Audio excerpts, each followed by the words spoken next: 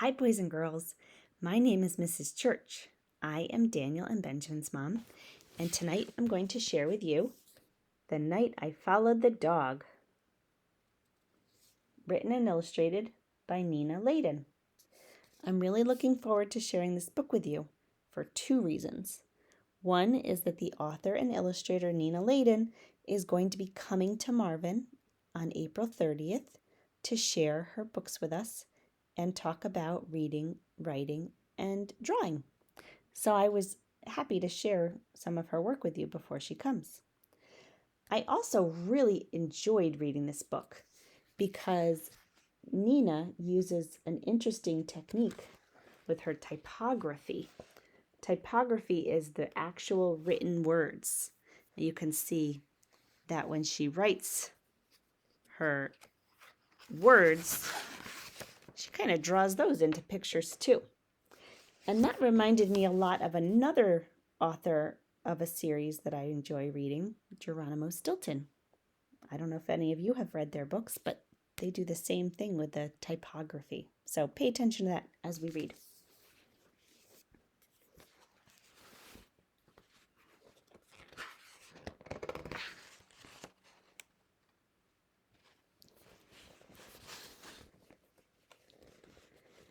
I have a dog. Nothing exotic or special, just an ordinary dog. In fact, I always thought he was a boring dog.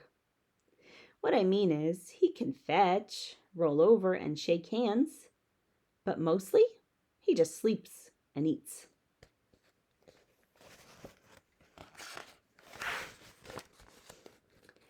I used to think that our next door neighbors had the best dog in the world. Their dog can sing and change the channels on the TV. Their dog always wins medals in obedience school. But I don't think their dog is so great now. Not since the night I followed my dog.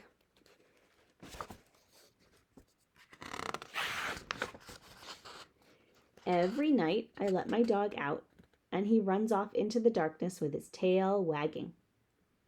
The next morning I let him in and he heads straight for the food bowl.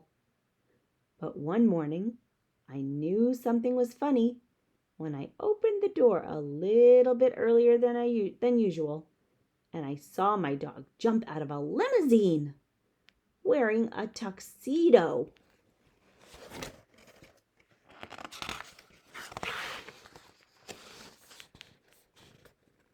Before I could look twice, he disappeared into the backyard. I opened the kitchen door and whistled. When he came into the house, he was the same as he always is, hungry. I really wasn't sure that I believed what I had seen. So that night, I decided to follow him.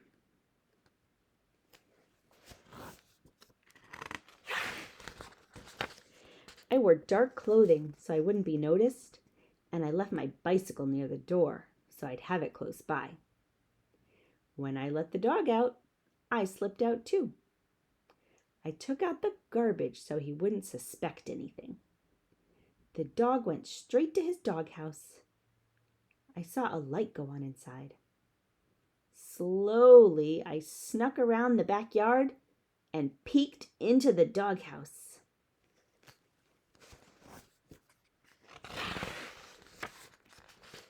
This was not the doghouse that I had helped build.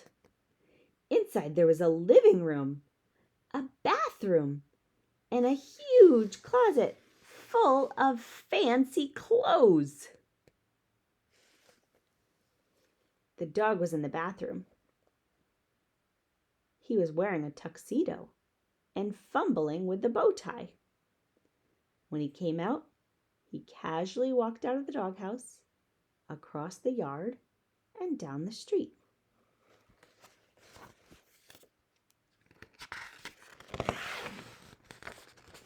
I grabbed my bicycle and followed him. 2 blocks later, I saw a limousine pull over. The dog got in and the car took off. I started pedaling faster. The car headed across town. I thought I would lose them, but luckily they were stopped by a few red lights.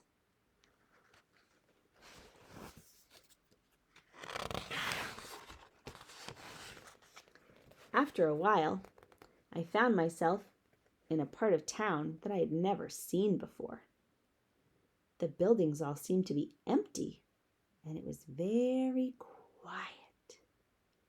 The limousine stopped. I hid and watched my dog get out. He disappeared into a building, and the limousine pulled away.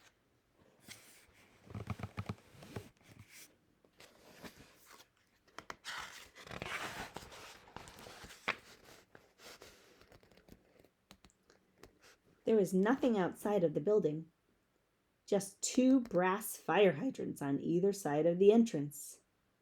I opened the door. At the end of a hall, there was a neon sign that said, "The Doghouse." I crept closer. It looked like some kind of club.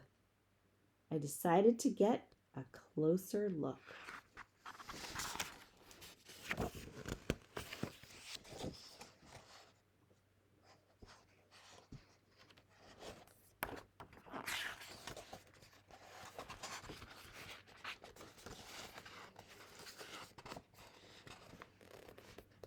The moment I opened the door, 2 mean-looking bulldogs appeared and said, "You can't come in here."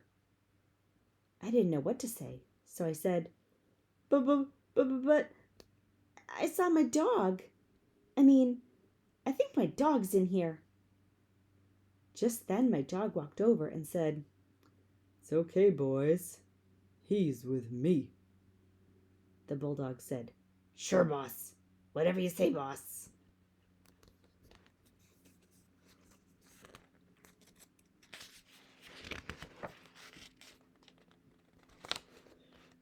For a minute that seemed like forever, I waited. Then my dog said, "I knew you'd find out eventually. Well, now you know. This is my place."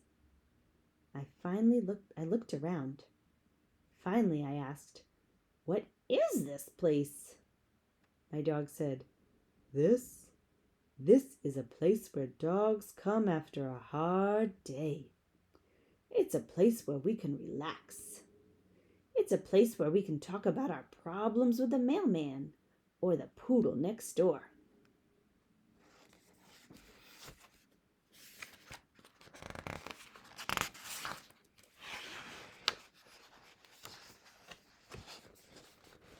See all the sofas?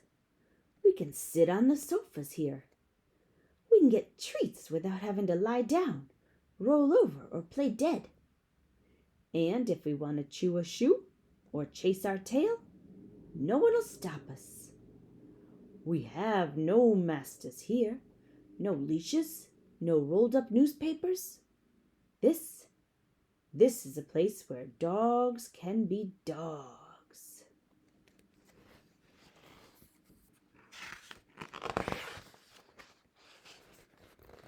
We sat down. A cocker spaniel came by and asked if I would like a bowl of water or some biscuits. Little by little, all kinds started coming in, dogs of all kinds. Some danced, some talked. They all looked at me a little funny, but when they saw who I was with, they smiled and shook my hand.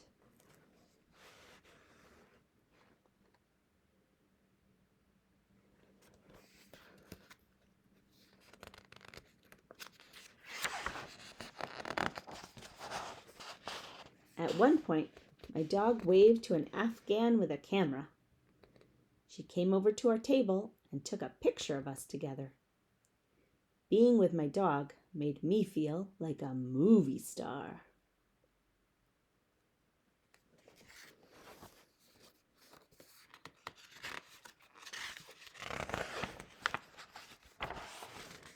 Just when I was really starting to enjoy myself, I looked at my watch.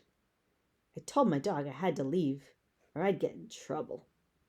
He nodded.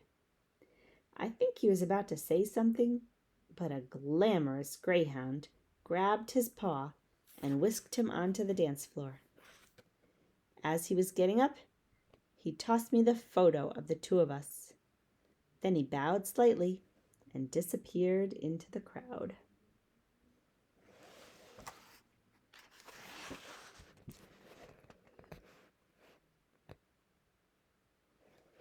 It was way past my bedtime as I pedaled into the cool night, and I thought to myself, now I'm really going to be in the doghouse.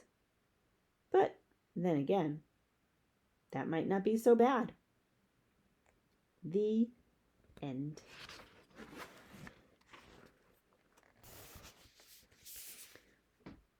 I hope you enjoyed the story as much as I did.